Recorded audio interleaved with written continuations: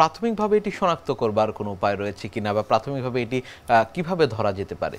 এটা নির্ণয় করার জন্য প্রথমে আমাদের চিন্তা করতে হবে যে এই কিডনি রোগের জন্য ঝুঁকিতে কারা আছে। আমরা এই বাংলাদেশের 18 কোটি মানুষ, আমাদের সবাইকে যে আরও আমরা তার মেজার করতে পারবো না। আমরা কিন্তু মাত্র 2টা পরীক্ষা দিয়ে এটাকে নির্ণয় করতে পারি যে কিডনি রোগ আছে কিনা। যখন থাকবে তখন কেন হলো, কতদূর গেছে, কতটা জটিলতা, সেটার জন্য অনেক পরীক্ষা নিরীক্ষা আমাদের করতে হয়। কিন্তু শনাক্ত করার জন্য 2টো পরীক্ষাই যথেষ্ট। একটা রক্তের ক্রিয়েটিনিন থেকে ইজিএফআর, আর প্রস্রাব পরীক্ষা করে সেখানে অ্যালবুমিন যায় কিনা। এই 2টো পরীক্ষা দিয়ে আমরা নির্ণয় করতে পারি। কিন্তু কাদেরকে এই 2টা পরীক্ষা করব, এটার জন্য কতগুলো গাইডলাইন আছে, আমরা তৈরি করছি, এখন আরও করে দিচ্ছি আমাদের দেশের জন্য।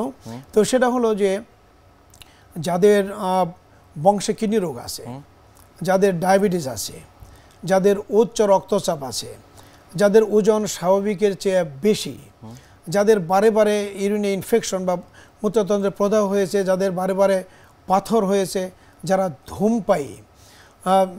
তো এই যে রিস্ক ফ্যাক্টরগুলো যাদের আছে, এবং এর সাথে আমরা যুক্ত করতে চাচ্ছি একটা, যে যারা মাঠে ঘাটে যারা কাজ করে রোদের মধ্যে এবং তারা পানি কম খায়,